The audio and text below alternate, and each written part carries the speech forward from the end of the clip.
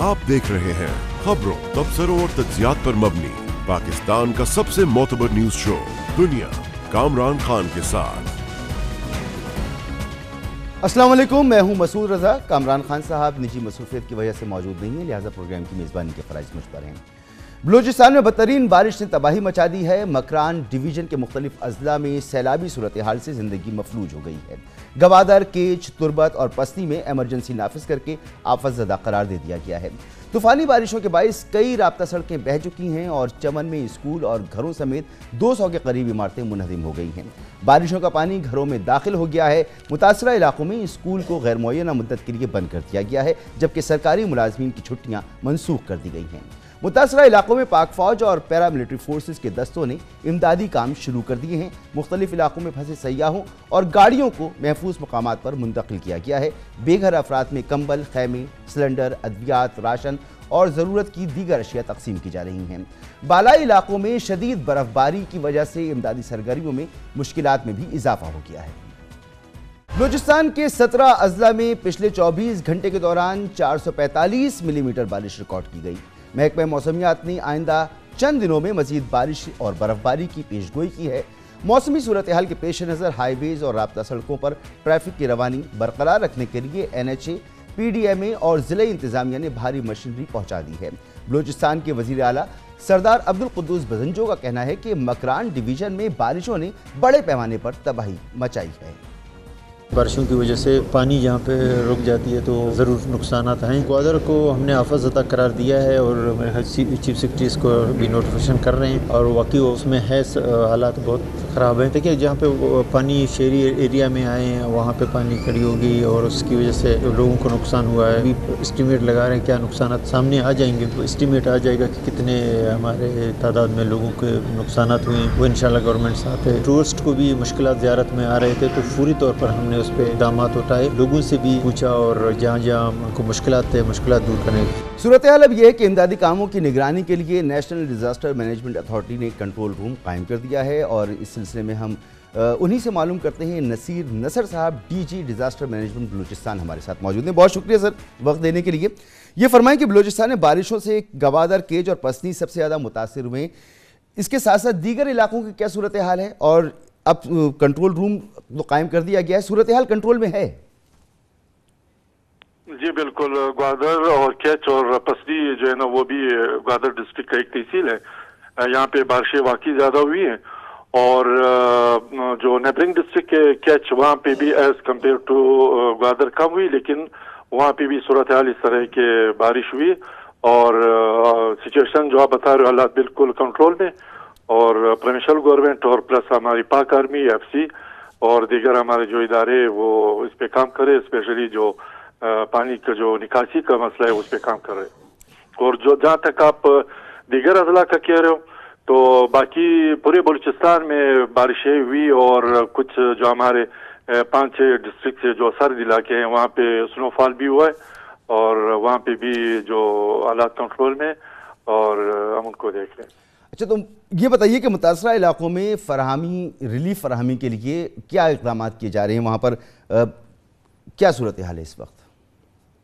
अच्छा, जहाँ तक आपका सवाल है कि जो लोग इफेक्ट हुए वहाँ मुतासिर हुए उनका रिलीफ का जो इशू है, यकीनन हमारे मैंडेट ही ये PDMA के first rescue, second relief and third phase जो है ना वो फिर रिहेबिलिटेशन के। तो अभी हम जो रिलीफ है उसके फेज में है और जो हमारे पास डिप्टी कमिश्नर जो कि DDMA के चेयरमैन होते हैं उनकी तरफ से जो रिक्वायरमेंट्स या डिमांड्स हमारे पास आते हैं तो एज पर डिप्टी कमिश्नर हम उनको रिलीफ जो फूड और नॉन फूड आइटम्स है फौरी तौर पे उनकी तरसील करते हैं और अल्हम्दुलिल्लाह अभी तक कोई ऐसी शिकायत नहीं मिली है जहाँ से DC ने हमें डिमांड किया है उनके एज पर दी रिक्वायरमेंट हमने रिलीफ आइटम्स उनको प्रोवाइड किए हैं।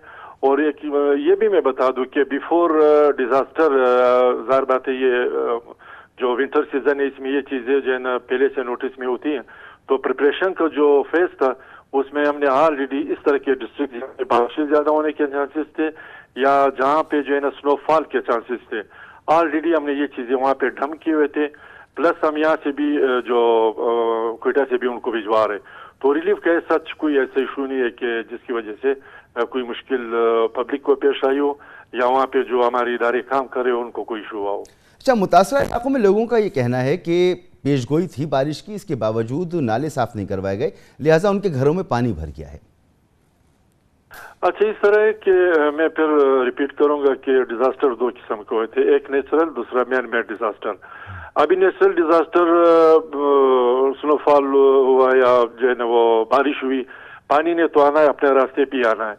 तो वो जो रूरल एरियाज है, चूंकि वहाँ पे नदी नाले उनका एक अपना रास्ता है, वो वहाँ से गुजर जाते हैं और अपना रास्ता जब एंड पे आते हैं अर्बन एरियाज में, तो वहाँ पे जो नदी नाले थे जो कि पहले से थे इसी पानी का निकासी के लिए, वहाँ पे लोगों ने जो है इंक्रोच कर लिया।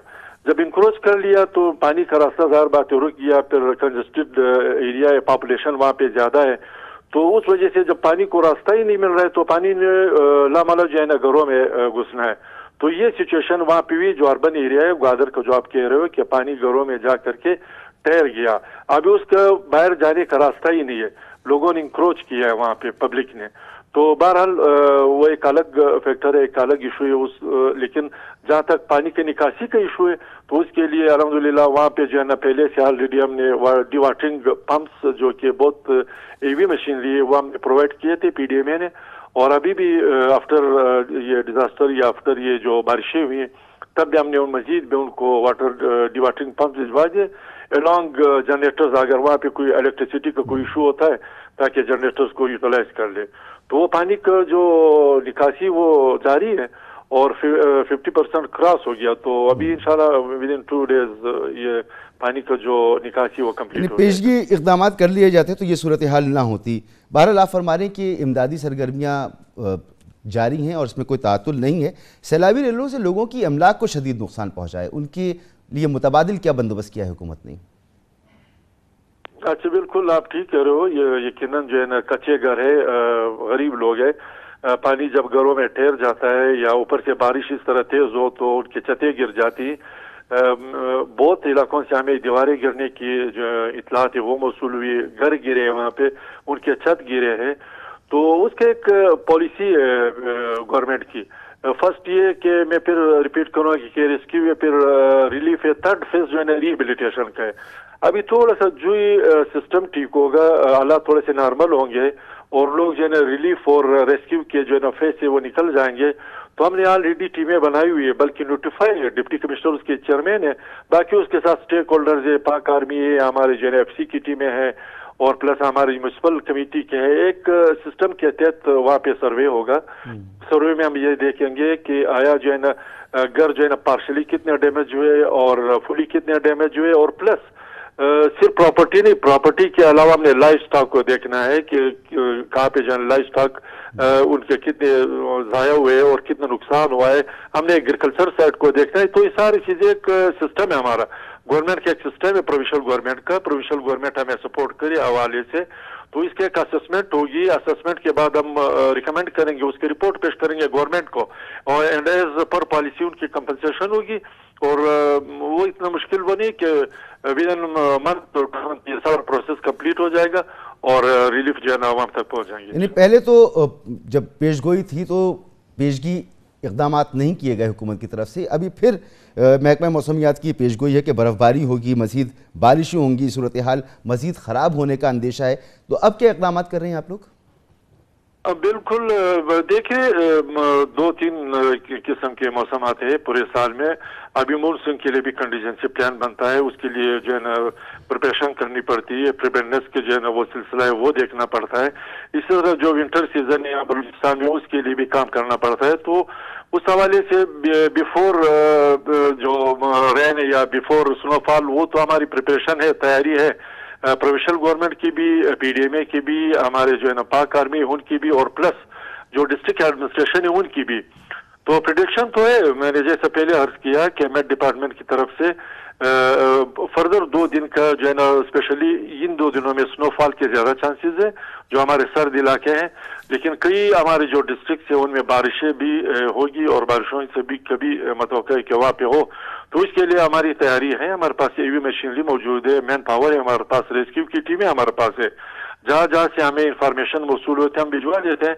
हमारे पास स्नो रिमूविंग मशीन है, हमारे पास वो डिवाटरिंग पंप्स है, तो हमारी प्रिपरेशन है, तो अपने लोगों को भी अवेयर किया है कि बारिशों में खास करके या इस तरह के जो स्नोफॉल के सीजन में जो इंस्ट्रक्शन या जो हिदायत है वो भी हमने थ्रू डिप्टी कमिश्नरों को पास की है।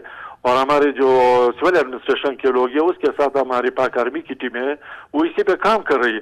जो प्रिडिक्ट किया गया, जो प्रिडिक्शन दी गई है उसको सामने रख करके उस पर हम वर्क कर रहे हैं और इंशाल्लाह इससे कोई इशू होगा तो उसको कवर कर लेंगे, फेस कर लेंगे। बहुत बहुत शुक्रिया आपका जनाब नसर नसीर साहब, डीजी डिजास्टर मैनेजमेंट बलूचिस्तान। गुफ्तगू आपने सुनी। यहाँ पर एक ब्रेक लेंगे और ब्रेक के बाद बात करेंगे भारतीय वजीर आजम नरेंद्र मोदी को जलसागाह जाने से किसानों ने रोक दिया और वजह यह थी कि मुतनाज़ा कवानीन जो कि वापस लेने की उन्होंने यकीन दहानी कराई थी वो अपने वादे से मुकर गए। इंडिया की सुबकी हुई है और वजीर आजम की सिक्योरिटी के हवाले से वहाँ पर सवाल उठाए जा रहे हैं। बात करते हैं ब्रेक के बाद।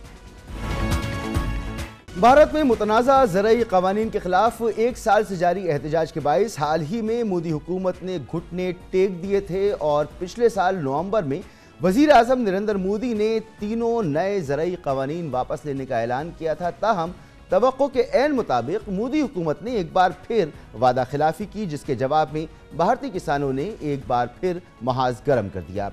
गुज़िश्ता रोज़ भारतीय पंजाब के शहर फिरोजपुर में किसान तंजीमों ने नरेंद्र मोदी का जलसा नाकाम बना दिया और जगह जगह एहतजाज और मुजाहरे किए। मुजाहिरीन मुतनाज़ा ज़रई क़वानीन की वापसी के वादे पर अमल दरामद समेत junior home minister Ajay Mishra के इस्तीफे का मुतालबा कर रहे थे, क्योंकि उनके बेटे पर इल्ज़ाम है कि उन्होंने अक्टूबर में किसानों के एहतजाज के दौरान अपनी गाड़ी से कई अफराद को कुचल दिया था और इस मकसद के लिए फिरोजपुर जाने वाले कई रास्ते ब्लॉक किए गए ताकि भारतीय जनता पार्टी के सपोर्टर्स जलसागाह तक ना पहुंच सकें। भारतीय किसान अपने मकसद में पूरी तरह कामयाब रहे। एक तरफ जलसागाह पूरी तरह खाली रही तो दूसरी तरफ नरेंद्र मोदी 20 मिनट तक एक फ्लाईओवर पर फंसे रहे। भारत में इस वाक़े को सिक्योरिटी की एक संगीन कोताही करार दिया जा रहा है। इस वाक़े में क्या हुआ आपको दिखाते हैं इस रिपोर्ट में।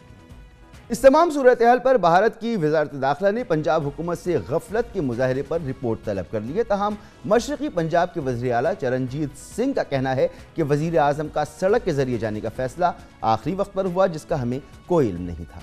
अब इस मामले पर भारत में एक नई बहस छिड़ गई है। हुक्मरान जमात बीजेपी और भारतीय पंजाब में बरसरी इक़्तिदार कांग्रेस के दरमियान इल्ज़ामात की बारिश होने लगी है। बीजेपी का मौक़िफ़ है कि कांग्रेस की पंजाब हुकूमत ने फिरोजपुर में वज़ीर आज़म की रैली में लोगों को आने से रोका और वज़ीर आज़म की जान को खतरे में डाला। जवाब में कांग्रेस के तर्जुमान का कहना है कि मोदी की रैली में कुर्सियां खाली थीं, इसलिए वज़ीर आज़म सिक्योरिटी का बहाना बनाकर वापस चले गए। सच्चाई जो भी हो, भारतीय किसानों ने अपना काम कर दिखाया और हुक्काम की जानिब से इस यकीन दहानी पर एहतजाज ख़त्म कर दिया कि 15 मार्च को वज़ीर आज़म किसानों के खिलाफ दर्ज तमाम मुकदमात वापस लेने, एहतजाज के दौरान हलाक होने वाले किसानों के अहले खाना को मुआवजा और सरकारी मुलाजमतें देने समेत तमाम मुतालबात पर बात के लिए मुलाकात करेंगे। लेकिन भारतीय वज़ीर आज़म की सिक्योरिटी में संगीन कोताही आलमी सतह पर भारत की जगहसाई का सबब बन चुकी है। इसी के साथ यहाँ पर एक ब्रेक लेंगे और जिस दौरान आप हेडलाइंस देख सकेंगे और प्रोग्राम का सिलसिला जारी रहेगा।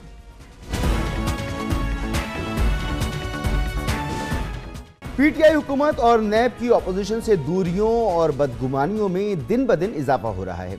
इस हवाले से ताज़ा तरीन पेशरफ्त यह है कि वज़ीर आज़म इमरान खान ने chairman NAB justice retired Javed Iqbal को पब्लिक अकाउंट्स कमेटी समेत किसी भी कायमा कमेटी के इजलास में शिरकत से रोक दिया है।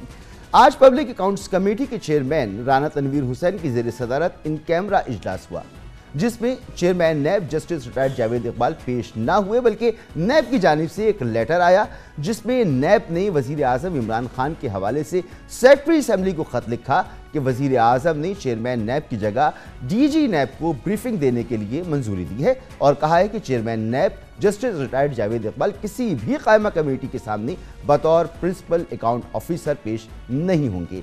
चेयरमैन नैब की नुमाइंदगी डीजी नैब तमाम कमेटियों में क्या करेंगे। चेयरमैन नैब की इजलास में अदम शिरकत पर पब्लिक अकाउंट्स कमेटी के अरकान ने शदीद बरहमी का इज़हार किया। पब्लिक अकाउंट्स कमेटी के सरबराह राना तनवीर ने कहा कि नैब काबिले एहतसाब है, चेयरमैन नैब को अपने दौर में खर्च किए गए पैसों का हिसाब देना होगा। अगर हुकूमत इसे जवाबदेह ना बनाए तो ये ज्यादती होगी। नहीं, बिल्कुल नहीं किया। मैं अभी आपके सामने सारी मीटिंग हुई है, मैंने अभी कहा है इनको अपने स्टाफ को कि कैबिनेट सेक्रेटरी के टेलीफोनिकली और रिटर्न पता करें कि क्या ये under the law, according to law ये सारा कुछ प्रोसीजर हुआ है, कोई नोटिफिकेशन ऐसा हुआ है, नोटिफिकेशन होना है उसका, तो फिर तो हम एक्सेप्ट करेंगे क्योंकि ये प्रोसीजर है। लेकिन इसके दो पहलू हैं, एक है लीगल पहलू कानून कायदे का, दूसरा पहलू ये है कि क्या ये अगर ये हुआ है, गवर्नमेंट ने किया है, तो क्या गवर्नमेंट को ये काम करना चाहिए। क्योंकि जो मैंने यहाँ बात की है कि इस किस्म की अगर अरेंजमेंट करते हैं तो ये फार रीचिंग इम्पैक्ट होगा ये सारी ओवरऑल परफॉर्मेंस पे। तो हम समझते हैं कि इस एक बंदा अगर उसको किसी एंगल से भी उनको बहुत अजीज़ है गवर्नमेंट को या प्राइम मिनिस्टर को, तो ये काम उनको नहीं करना चाहिए क्यों कोई। लेकिन ये प्रिंसिपल अकाउंटिंग ऑफिसर का काम नहीं था। प्रेजेंटेशन प्रिंसिपल अकाउंटिंग ऑफिसर का काम अगर वो मान भी लें तो उसका काम है जो पैरास या ऑडिट कोई ऑब्जेक्शन या ऐसी चीज़ें होती हैं relating to accounts and finances, ये तो एक जनरल ब्रीफिंग थी जो चेयरमैन को ही देनी थी। और अब हम उनको लेटर लिख रहे हैं कि आप मेहरबानी करें प्रेजेंटेशन हमें आके दें। दिलचस्प बात यह है कि पीटीआई के रुकन कौमी असम्बली नूर आलम खान ने ही नैब की जानिब से पेश करदा वजीर आजम के मुबैना खत पर एतराज़ उठा दिया है। उनका कहना है कि अगर चेयरमैन नैब को पेश ना होने की हिदायत अगर वजीर आजम इमरान खान ने दी होती तो प्राइम मिनिस्टर सेक्रेटेरिएट या कैबिनेट डिवीजन की जानिब से खत लिखा जाता। आज हमें ये लेटर मिला, वो भी नेशनल अकाउंटेबिलिटी ब्यूरो की तरफ से, और ये कहते हैं, ये मौसूफ साहिबान कहते हैं कि प्राइम मिनिस्टर साहब ने हमें इजाज़त दी है कि चेयरमैन नैब जो है वो पेश ना हो। चेयरमैन नैब खुद लास्ट टाइम जब मीटिंग में बैठे थे तो उन्होंने कहा था कि मैं आऊँगा, और डेट उन्होंने खुद ही फिक्स की थी 6 तारीख की। अब प्राइम मिनिस्टर साहब ने अगर एक फैसला किया होता तो उसमें साफ लिखा होता, उनकी तरफ कैबिनेट डिवीजन की तरफ से आते, प्राइम मिनिस्टर सेक्रेटेरिएट की तरफ से लेटर आता, नेशनल अकाउंटेबिलिटी ब्यूरो की तरफ से letter national assembly of Pakistan को वो ना लिख सकते और ना आ सकता है। अगर आएगा तो प्राइम मिनिस्टर सेक्रेटेरिएट और कैबिनेट डिवीजन की तरफ से आता है, जो प्राइम मिनिस्टर के अहकामात होते हैं या कैबिनेट डिवीजन के जो कैबिनेट फैसला करती है उसके। इसमें कहीं पे भी नहीं लिखा गया है, इवन इस लेटर में भी, कि प्रिंसिपल अकाउंटिंग ऑफिसर के चार्ज जो है वो चेयरमैन नैब से ले लिए गए, क्योंकि कानूनन जो 1973 के आईन 1973 के कॉन्स्टिट्यूशन के तहत प्रिंसिपल अकाउंटिंग ऑफिसर ही यहाँ पे पब्लिक अकाउंट्स कमेटी में आएगा और वो जवाबदेह होगा जो भी काम हो। ये क़िज़्ज़ा कुछ यूँ है कि 2 माह कबल वज़ारत ख़ज़ाना के हुक्काम ने सेनेट की क़यामा कमेटी बराए ख़ज़ाना को बताया था कि नैब ने अपने क़याम से अब तक 821 अरब रुपए की रकम बरामद की, लेकिन वज़ारत ख़ज़ाना में सिर्फ 6 अरब 50 करोड़ रुपए ही जमा कराए गए, बाकी रकम कहाँ गई मालूम नहीं। जिस पर पब्लिक अकाउंट्स कमेटी नैब की रिकवरी, वसूलियों और ऑडिट एतराज़ात का जायज़ा ले रही है। इस सिलसिले में 1 माह कबल 7 दिसंबर को चेयरमैन नैब ने justice retired Javed Iqbal public accounts committee के सामने पेश हुए थे और चेयरमैन पीएसी राना तनवीर ने पिछले महीने इस प्रोग्राम में बताया था कि justice retired Javed Iqbal PAC के अरकान के सवालात के दुरुस्त जवाब नहीं दे सके थे। हमारे पास आज जो एजेंडा था उस पर कोई ख़ास प्रेपरेशन नहीं थी उनकी। जो हमें रिकवरी के मसले पे आपने बात की वो दी, वो 4 लाइनों का एक ब्रीफ था जो मैं समझता हूँ कि हमारे बिल्कुल ना तो तरीक़ेकार के मुताबिक था, ना ही वो डिटेल जो हमने मांगी थी वो थी। उन्होंने ये बात की कि मैं कुछ बातें ऐसी भी हैं जो यहाँ मैं नहीं कर सकता, तो हमने कहा कि इन कैमरा अगर आप चाहते हो तो हम इन कैमरा मीटिंग कर लेंगे, लेकिन आप तफसील पूरी हमें बताएं। तो वो एक एक उनको हमने चीज़ लिख के भी भिजवा रहे हैं और उनको बता भी दी कि ये चीज़ें हम चाहते हैं रिकवरी के मतलब। उन्होंने बातें की, लेकिन मैं समझता हूँ कि हमारी सेटिस्फेक्शन उससे नहीं है, क्योंकि बहुत सारी चीज़ें ऐसी हैं जो हमारे इल्म में हैं और वो उस दिन बात होगी जब वो 6 तारीख को आएंगे। इस सूरत हाल पर बात करेंगे। हमारे साथ मौजूद हैं अलीम मलिक जो रिपोर्ट कर रहे हैं इस्लामाबाद से। बहुत बहुत शुक्रिया अलीम साहब आपका। अलीम साहब, गुज़िश्ता इजलास जो है 7 दिसंबर को हुआ था जिसमें जस्टिस रिटायर्ड जावेद इकबाल साहब पेश हुए थे पब्लिक अकाउंट्स कमेटी के सामने, और जैसे राना तनवीर साहब फरमा रहे हैं कि उनकी तशफ़ी नहीं हो सकी थी पब्लिक अकाउंट्स कमेटी की उनके जवाब से। फिर राना तनवीर साहब ये भी फरमा रहे हैं और नूर आलम खान साहब भी कह रहे हैं कि 6 तारीख की डेट खुद डिसाइड की चेयरमैन नैब ने कि वो आएंगे और इन कैमरा इजलास होगा और फिर वो इसमें तमाम तफसीलात बताएंगे। फिर ये क्या हुआ, ये जो ख़त आ गया, और क्या क्या इसके बारे में आप बताएंगे हमें? जी बहुत शुक्रिया। आज जो इजलास था ये तो चूँकि एजेंडा पहले जारी हो चुका था, उसमें ये था कि इन कैमरा होगा, और इजलास से कबल जब चेयरमैन जो राना तनवीर साहब जब तशरीफ़ लाए इजलास से कबल, तो हमने उनसे कहा कि अगर हमें भी बैठने की इजाज़त, तो उन्होंने पहले ही कहा कि नहीं इन कैमरा इजलास है, इसमें जो कुछ जितनी भी मालूमात होंगी वो मैं बाद में आके आपको ब्रीफिंग दे दूंगा, जो कि एक प्रैक्टिस भी है कि जैसे जितने इन कैमरा इजलास होते हैं, चाहे कुछ बाज़ कमेटियों के भी इन कैमरा हो जाते हैं, तो वो बाद में मीडिया को आके ब्रीफ कर देते हैं कि इजलास में ये हुआ, जो चीज़ें बतानी होती हैं। इजलास हम बाहर कैफेटेरिया जो साथ है पार्लियामेंट का, वहाँ पे बैठ गए कि चलें इजलास के बाद हमें चेयरमैन साहब बताएंगे कि क्या कुछ हुआ। थोड़ी देर बाद ये हुआ कि हमने देखा कि जो अरकान हैं, जिसमें पीपल्स पार्टी की शीर रहमान है, नवीद कमर साहब हैं और नूर आलम खान साहब जो हैं, वो एक दरवाजे से बाहर, हमने देखा कि वो बाहर निकल आए हैं। तो हम जब उनके पास गए तो उन्होंने हमसे जो शीर रहमान साहब जो है, उन्होंने हमसे जो गुफ्तगू स्टार्ट की, तो उन्होंने बताया कि इजलास आज इन कैमरा था, चेयरमैन नैब साहब नहीं आए, और हमने जब कमेटी का जब इजलास स्टार्ट हुआ तो इजलास स्टार्ट होती ही एक लेटर दे दिया गया नैब हुकाम की जानिब से कि जी ये लेटर जारी हुआ है, सेक्रेटरी कौमी असम्बली को लिखा गया है कि चेयरमैन नैब जो है वो नहीं आएंगे, बल्कि उनकी जगह जो है वो डीजी नैब को जो है वो नामजद किया गया वज़ीर आज़म की जानिब से। वो पीएसी जितनी कायमा कमेटियाँ हैं और जो स्टैटूटरी और जो कॉन्स्टिट्यूशनल बॉडीज़ हैं उनके सामने वो पेश होंगे। तो उनका ये कहना था कि हमने उस पर बड़ा एहतजाज किया है कि उन्होंने खुद कहा था कि वो आएंगे यहाँ पे ब्रीफिंग देंगे, और ये सेंसिटिव इंफॉर्मेशन है कि मतलब वो खुद आके ब्रीफ करते डिटेल से कि क्या सिचुएशन है। तो वहाँ पे उनसे जब कहा गया तो उन्होंने सूरत-ए-हाल पे बड़ी वो नागवारी का इज़हार किया। साथ साथ जो नूर आलम खान साहब थे उनकी जानिब से भी कहा गया कि उन्होंने ये तक कहा कि ये जो लेटर जारी हुआ है ये मेरे ख्याल में ये कुछ वज़ीर आज़म के खिलाफ साजिश है। क्योंकि मैं आपसे ये जानना चाह रहा हूँ कि तरीक़ाकार है, जब इस तरह का मामला होता है और कोई लेटर लिखा जाता है किसी कायमा कमेटी को और वज़ीर आज़म की तरफ से डायरेक्शन हो, तो फिर दोनों पार्टियों को या तीन पार्टियां जितनी पार्टियां हो सबको वो लेटर जाता है। लेकिन यहाँ मामला ये हुआ कि नैब के पास लेटर आया, नैब ने सेक्रेटरी असेंबली को ख़त लिखा और बताया कि ये फैसला वज़ीर आज़म ने किया है। इसकी नज़ीर माजी में भी मिलती है या पहली मरतबा आप सुन रहे हैं कि ऐसा वाक़या हुआ है? देखिए, जो कायमा कमेटी जो है ये पार्लियामेंट है, उसके सामने तो सभी जवाबदेह हैं, इसमें तो कोई शक नहीं है कि जो जैसे आज चेयरमैन जो इस हवाले से एक चेयरमैन जो पीएसी हैं, जब इजलास उन्होंने ख़त्म हो गया तो उनसे हमने पूछा भी कि ऐसा क्या कुछ ये तो प्रैक्टिस जो है इस हिसाब से तो हमारे सामने पहली दफ़ा ही आई है। उस हवाले से हमने सवाल भी किया कि बात होता है कि जैसे कि चीफ जस्टिस ऑफ पाकिस्तान है, वो अब खुद कहीं पे नहीं जाते बल्कि उनकी जानिब से रजिस्ट्रार सुप्रीम कोर्ट जो हैं वो पेश होते हैं, तो क्या इस सिलसिले में भी ऐसा किया जा सकता है कि वो चेयरमैन नैब अगर नहीं आना चाहते या उनकी कोई मसरूफियात हैं या कोई दीगर कुछ ऐसी इशूज़ हैं, तो उन्होंने कहा कि जो चेयरमैन नैब हैं वो अवाम को जवाबदेह हैं, क्योंकि वो अवाम के पैसे, अवाम का एक पैसा है इसमें इन्वॉल्व है, और वो उनको वो ऐसा नहीं हो सकता कि सुप्रीम कोर्ट के चीफ जस्टिस या जो दीगर लोग हैं उनकी एक और हैसियत है। चेयरमैन नैब ऐसा नहीं कर सकते, चेयरमैन नैब को आना ही पर वो उनको आना, उन्होंने खुद ही कहा था कि वो आएंगे और आना था और उनको आना पड़ेगा, और जो पीएसी है वो दोबारा उनको लिखेगी कि आप आएँ। और ये जो जो जो उनकी जानिब से क्लेम किया जा रहा है कि इतने अमाउंट हमने ब्यूरोक्रेट से जिन जिन कर से जो कि एजेंडे में वो चीज़ शामिल थी कि ये रिकवर की गई है, तो उसके बारे में वो बताएं। तो इस किस्म की नज़ीर मेरे ख्याल में तो ये पहली दफ़ा आई है कि कोई अचानक से बुलाया जाए और पहली मरतबा इसकी नज़ीर। बहुत शुक्रिया आपका अलीम मलिक, गुफ्तगू आपने सुनी और यहाँ पर हम अब मज़ीद इस पर बात करेंगे, हुकूमत का मौक़िफ़ हासिल करेंगे। हमारे साथ मौजूद है मुशीर पार्लिमानी उमूर बाबर आवान साहब। बहुत बहुत शुक्रिया बाबर आवान साहब। सर, आज पब्लिक अकाउंट्स कमेटी का अहम इजलास था, इन कैमरा इजलास था। वादे के मुताबिक चेयरमैन नैब को इस इजलास में आज पेश होना था, लेकिन नैब की जानिब से एक लेटर पेश किया गया जिसमें ये कहा गया कि वज़ीर आज़म की जानिब या वज़ीर आज़म की ऑफिस की जानिब से ये हिदायत मिली है कि चेयरमैन नैब अब किसी भी कमेटी के सामने पेश नहीं होंगे, बल्कि डीजी नैब जो हैं वो पेश हुआ करेंगे। सर, इस हवाले से आप हमें क्या बता सकती हैं? पहली बात तो ये है कि जो इस अपोजिशन ने खास तौर पे शहबाज शरीफ अपोजिशन लीडर बनने के बाद इन्होंने वो तमाशा लगाया पब्लिक अकाउंट्स कमेटी के साथ, उसकी क्रेडिबिलिटी के साथ।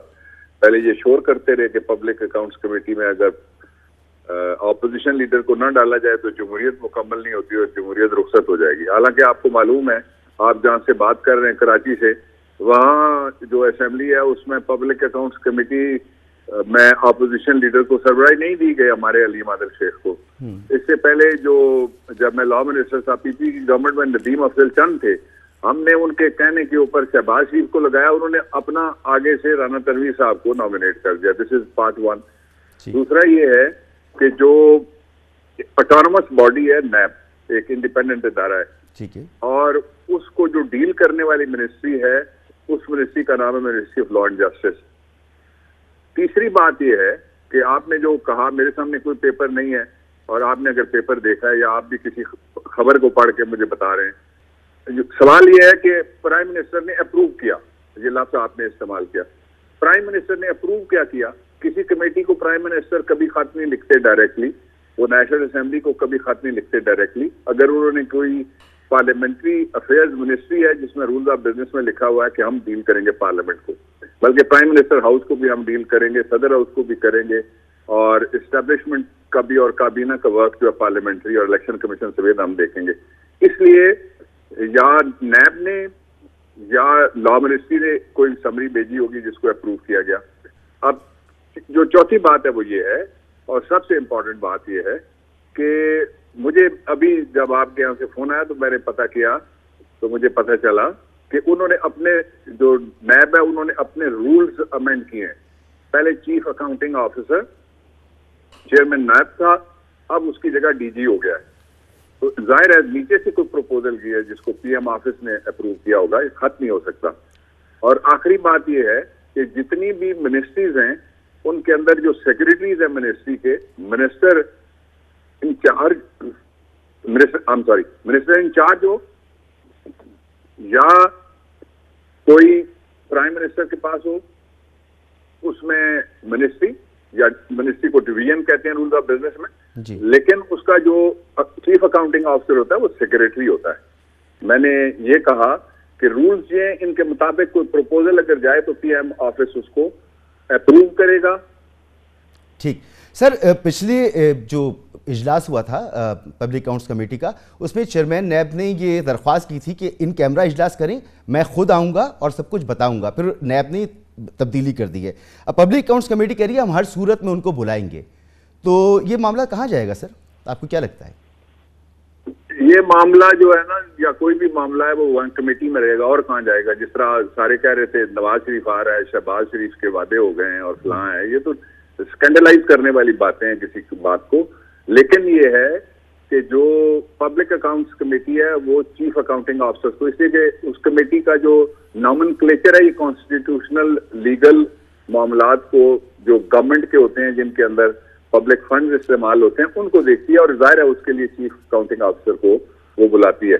जहां तक चेयरमैन नैब का सवाल है, उसका नंबर आपके पास है, पूछ लें क्या वादा किया। तो मैंने तो नहीं किया, ना गवर्नमेंट ने किया। बेहतर सर, मैं एक बार फिर दोहरा देता हूं लोगों की आसानी के लिए कि आपके मुताबिक नैब ने अपने रूल्स में तरमीम की, वज़ीर आज़म ऑफिस भेजा होगा, वहाँ से उसको वेट कर किया होगा वज़ीर आज़म ने। वज़ीर आज़म की तरफ से नैब को यह हुक्म नहीं दिया गया, हिदायत नहीं दी गई कि चेयरमैन नैब जो हैं वो पेश ना हो।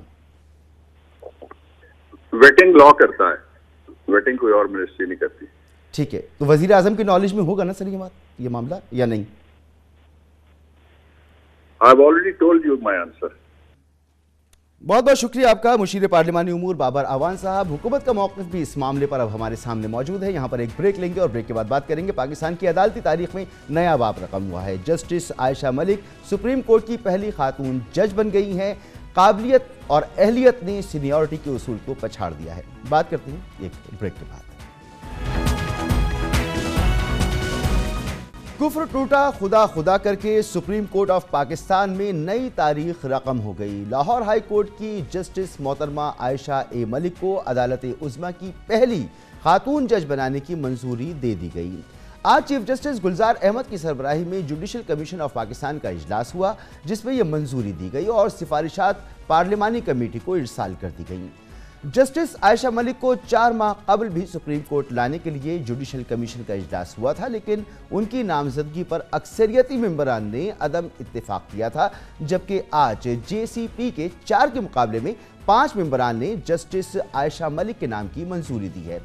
Chief justice Gulzar Ahmad, justice Umar Ata Bandial, justice retired Sarmad जलाल उस्मानी, वजीर कानून बैरिस्टर फ़ारूक नसीम और attorney general barrister Khalid Javed Khan ने इस नामजदगी की हिमायत की, जबकि जस्टिस मकबूल बाकर, जस्टिस काजी फाइज ईसा, जस्टिस सरदार तारिक मसूद और नुमाइंदा पाकिस्तान बार कौंसिल अख्तर हुसैन ने जस्टिस आयशा की बतौर जज सुप्रीम कोर्ट में तैनाती की मुखालफत की। बताया जा रहा है कि इजलास में किसी ने भी जस्टिस आयशा मलिक की अहलियत, काबिलियत या उनके खातून होने को मुखालफत की वजह नहीं बनाया, बल्कि एतराज़ नामजदगी के तरीक़ाकार पर हुआ।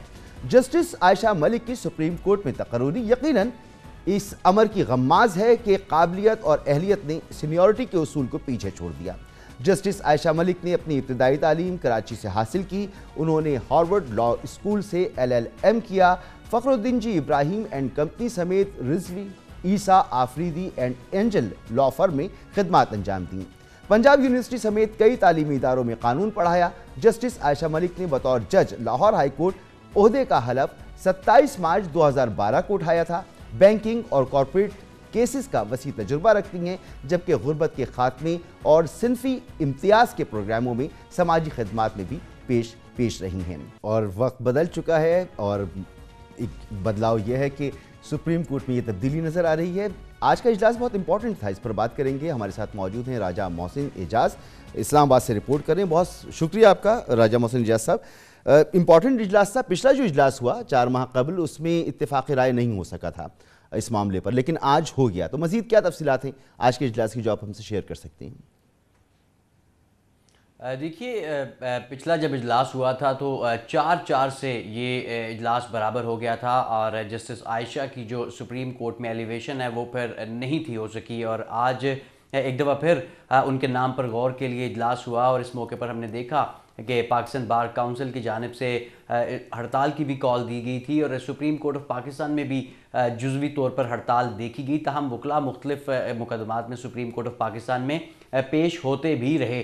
तकरीबन 3 बजे chief justice of Pakistan justice Gulzar Ahmed की सरबराही में ये इजलास शुरू हुआ, जो तकरीबन 3.25 घंटे तक जारी रहा। और इस इजलास में बिल आखिर एक तवील गौर खोज के बाद जस्टिस आयशा मलिक के नाम की मंजूरी दे दी गई। जिस तरह आपने बताया कि chief justice Gulzar Ahmad, justice Umar Ata Bandial, attorney general of Pakistan, वफाकी वज़ीर कानून और जस्टिस रिटायर्ड सरमद जलाल उस्मानी ने जस्टिस आयशा मलिक के हक में, जबकि जस्टिस काजी फायज़ ईसा, जस्टिस मकबूल बाकर और पाकिस्तान बार काउंसिल के जो रिप्रेजेंटेटिव हैं उनकी जानिब से जस्टिस आयशा मलिक के नाम की मुखालफत की गई। ताहम ये मुखालफत जो है वो सिर्फ सीनियरिटी के उसूल वज़ा करने के हवाले से की गई। जब इजलास ख़त्म हुआ तो वफाकी वज़ीर कानून फ़रोग नसीम बाहर आए तो उनसे पूछा भी गया कि पाकिस्तान बार काउंसिल का इस हवाले से क्या मौक़िफ़ है। तो उनका ये कहना था कि पाकिस्तान बार काउंसिल ये चाहती है कि सीनियरिटी के हवाले से एक क्राइटेरिया और एलिवेशन के हवाले से एक क्राइटेरिया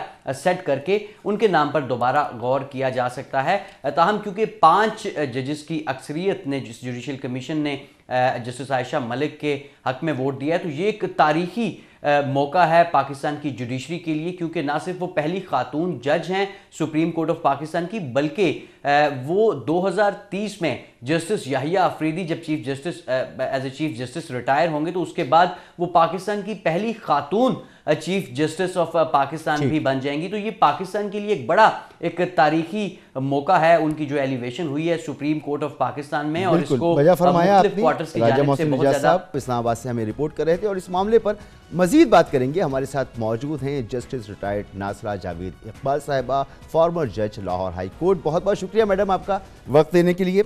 बाकी तो तमाम मामला बहुत इंपॉर्टेंट हैं ही इसमें, लेकिन सबसे पहले मैं आपसे ये पूछना चाहूँगा कि जस्टिस आयशा मलिक यानी खातून जज की सुप्रीम कोर्ट में तकर्री के लिए भी सिफारिशात भेज दी गई हैं और उनका इंतखाब किया गया है, तो जब वो जज बन जाती हैं तो आलमी इमेज के लिए, आलमी इमेज जो है पाकिस्तान का, उसके लिए कितनी मुस्बत बात है?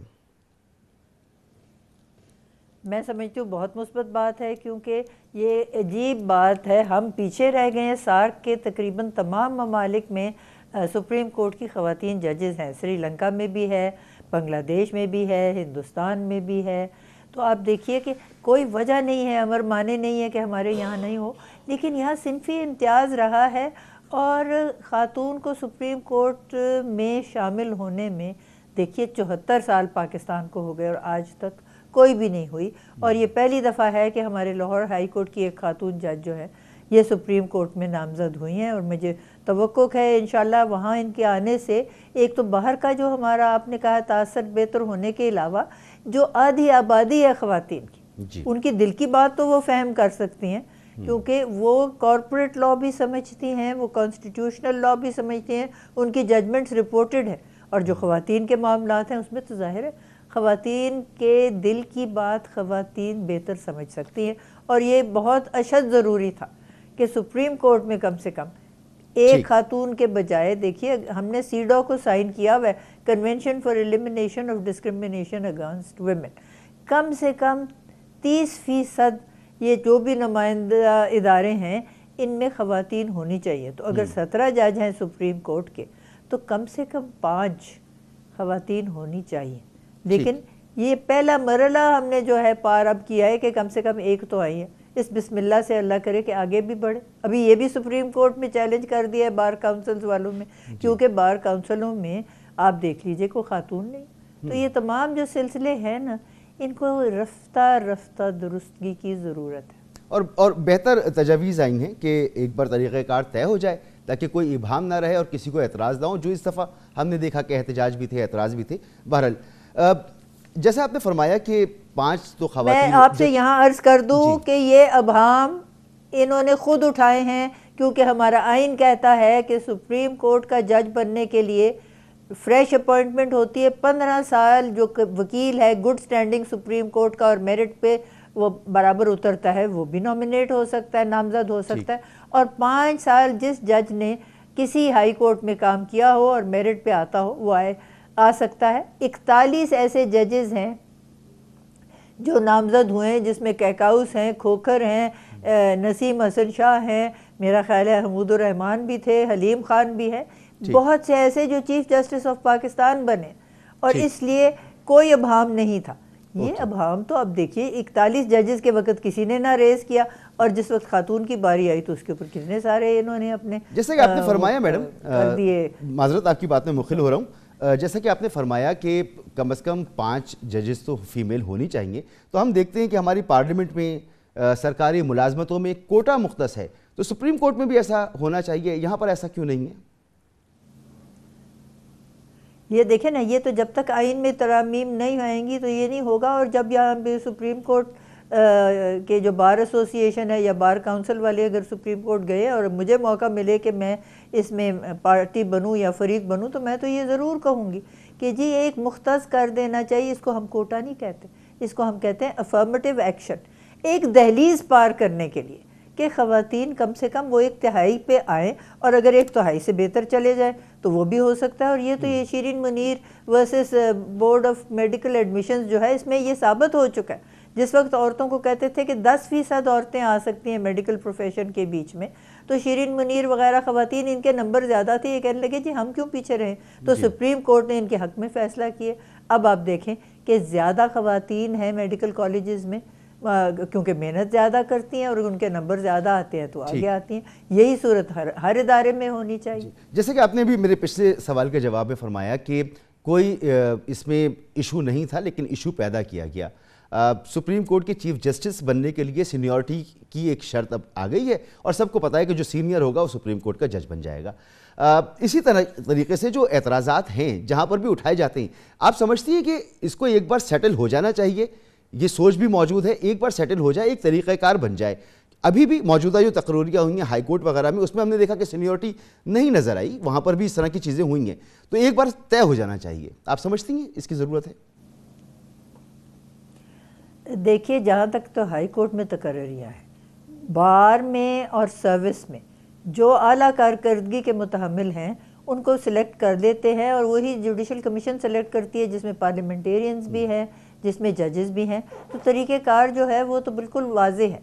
सिर्फ ये जो मसला है, इस पे एतराज़ उठाए जा रहे थे क्योंकि कोई औरत आगे बढ़ी नहीं, तो मर्दों को ये बात ज़रा नागवार गुजरी। अब मैं तवक्को करती हूँ कि ये मामला जो है ये सेटल हो जाएगा, क्योंकि आइन तो बिल्कुल वाज़ेह है इस बात में कि इस पे कोई सिनफी मसला है ही नहीं। और 5 साल के हाई कोर्ट के स्टैंडिंग जो जज है मेरिट पे आ सकता है, 15 साल का वकील आ सकता है स्टैंडिंग। जी, जैसा आपने बताया कि सिनफी मसला नहीं है, बिल्कुल ऐसा कानून में नहीं है, और यहाँ पर भी जिन मुअज़्ज़िज़ जज साहिबान ने और दीगर शख्सियात ने एतराज़ उठाया, वो खुदा न ख्वास्ता इसलिए नहीं उठाया कि सिनफी मामला हो। उन्होंने एक कहा कि तरीक़ाकार तय हो जाए और सीनियरिटी की बेस पर हो, ये सारे बात, मगर सीनियरिटी पीछे रह गई और मेरिट आगे निकल गया। आज के फैसले में तो ये नज़र आ रहा है। अब मामला ये है कि इस तरह के मामला अगर रहते हैं तो मुस्तक़बिल में अदलिया में बेंच और बार में जो इश्तराकी अमल है वो मुतासिर होता नजर आता है, तो इसे बाकायदा एक बार सेटल होना शायद ज़रूरी हो। जी, ये ऑलरेडी आइन में तो सेटल्ड है जी। एक दफ़ा ये केस 2003 में already supreme court bar association ले गई थी, वो सिनफी हवाले से नहीं था कि जी सीनियरिटी के ऊपर होना। अब सीनियरिटी पे तो देखें ये हो ही नहीं सकता। अच्छा। एक ही हमारी है अदालत उज़्मा, बाकी जो जजेस हैं अदालत आलिया जो हैं अलहदा, इसमें कम से कम 100 से ज़ायद जजेस हैं। अब सारे तो सुप्रीम कोर्ट के जज बन ही नहीं सकते। तो ये एक वाज़ेह बात है कि जो मेरिट पे हो बेहतरीन उसी को नामजद किया जा सकता है और उसी को वहाँ पे जो है अपॉइंटमेंट और सिलेक्शन होती है। एलिवेशन का तो सवाल ही नहीं इसमें पैदा होता और ये बिल्कुल वाज़ेह है आइन में। लेकिन जिसने हुज्जत करनी है ना, इत्माम हुज्जत के लिए तो हुज्जत का तो इलाज ही कोई नहीं, अफलातून भी नहीं कर सकते। ठीक। अच्छा, जस्टिस आयशा मलिक, जैसा आपने ही फरमाया कि कॉर्पोरेट अफेयर्स के मामलात को भी बड़ी अच्छे से समझती हैं, आइनी मामलात को तो जाहिर सी बात है।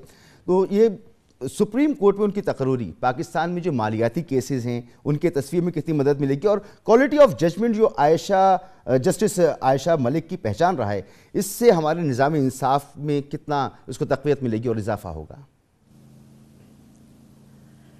देखिए, मैं इस पे कोई बात नहीं करना चाहती क्योंकि मैं समझती हूँ जो 17 जज सुप्रीम कोर्ट में पहुँचते हैं अपनी आला कारकर्दगी की वजह से, वो तमाम जो हैं हम उनसे तवक्को रखते हैं कि वो बेहतरीन इंसाफ करेंगे। और अब आयशा मलिक जो हैं वो भी इंशाल्लाह बेहतरीन इंसाफ करेंगी, क्योंकि देखिए इसके बाद तो अल्लाह ताला की अदालत के कोई अदालत है ही नहीं। मैं तो अदालत आलिया में रोज़ सुबह इस बात की दुआ करती थी कि अल्लाह ताला गलती से बचाना, और अगर गलती हो जाए तो सुप्रीम कोर्ट मुझे मालूम है कि वहाँ है, वो मेरी गलती को एक इस्लाह भी कर सकता है। इनके ऊपर तो कोई इस्लाह हो ही नहीं सकती दुनिया में, इसलिए हमें बहुत एहतियात बरतनी चाहिए। बहुत बहुत शुक्रिया मोहतरमा जस्टिस रिटायर्ड नासरा जावेद इकबाल साहिबा, गुफ्तगू आपने सुनी। और मेरिट ही वो पैमाना है जो पूरे माशरे में इक्वलिटी पैदा कर सकता है और इसकी एक नज़ीर भी हमें नज़र आ रही है। बहरहाल यहाँ पर एक ब्रेक लेंगे और ब्रेक के बाद बात करेंगे। पाकिस्तान पीपल्स पार्टी के चेयरमैन बिलावल भुट्टो जरदारी ने हुकूमत मुखालिफ लॉन्ग मार्च का ऐलान कर दिया है। 27 फरवरी से वो लॉन्ग मार्च करेंगे। उनका कहना है कि हम हर सूरत अब इस्लामाबाद पहुँचेंगे और अपने मुतालबात सामने रखेंगे। बात करते हैं ब्रेक के बाद। पाकिस्तान पीपल्स पार्टी के चेयरमैन बिलावल भुट्टो जरदारी ने 27 फरवरी से कराची से इस्लामाबाद तक लॉन्ग मार्च का ऐलान किया है। लाहौर में प्रेस कॉन्फ्रेंस के दौरान बिलावल भुट्टो ने इस उम्मीद का इजहार किया कि तमाम इदारे गैर जानिबदार रहेंगे और उनकी एहतजाजी जद्दोजहद में किसी किस्म की रुकावट नहीं डाली जाएगी। बिलावल भुट्टो ने कहा कि पीडीएम ने अपने मार्च के ऐलान से पहले पीपल्स पार्टी से मुशावरत नहीं की। पीडीएम को अपनी तरीक़ाकार के मुताबिक मार्च करने का हक है। उन्होंने कहा कि दीगर अपोजिशन जमातों को इस्तीफ़ा देना है तो ये उनकी मर्जी है। पीपल्स पार्टी ने फैसला कर लिया है, हम हर सूरत इस्लामाबाद पहुंचकर अपने मुतालबात मनवाएंगे। दिलचस्प बात है कि बिलावल भुट्टो जरदारी ने हुकूमत मुखालिफ सियासत के लिए पंजाब को मोर्चा बना लिया है। पंजाब के हालिया ज़िमनी इलेक्शन में पीपल्स पार्टी को माजी से ज़्यादा अवामी मकबूलियत भी मिली, जबकि बिलावल की तवज्जो का मरकज़ भी पंजाब है। पीपल्स पार्टी की सेंट्रल एग्जीक्यूटिव कमेटी के हालिया इजलास में भी उन्होंने पंजाब का इंतखाब किया और आज पार्टी की कोर कमेटी के इजलास के बाद हुकूमत मुखालिफ लॉन्ग मार्च का ऐलान भी लाहौर प्रेस क्लब से किया। प्रेस कॉन्फ्रेंस के दौरान अपोजिशन जमातों को एहतजाज में शिरकत की दावत देते हुए बिलावल भुट्टो ने कहा कि लाहौर में पीपल्स पार्टी की बुनियाद रखी गई थी, यहीं से हुकूमत के खात्मे की तहरीक का आगाज़ करेंगे। बिलावल साहब को पंजाब की आवाम से उम्मीदें हैं, देखना होगा उनकी कितनी उम्मीदें पूरी होती हैं। यहाँ पर वक्त होता है अब इख्तिताम का, इजाज़त दीजिए, अल्लाह हाफ़िज़।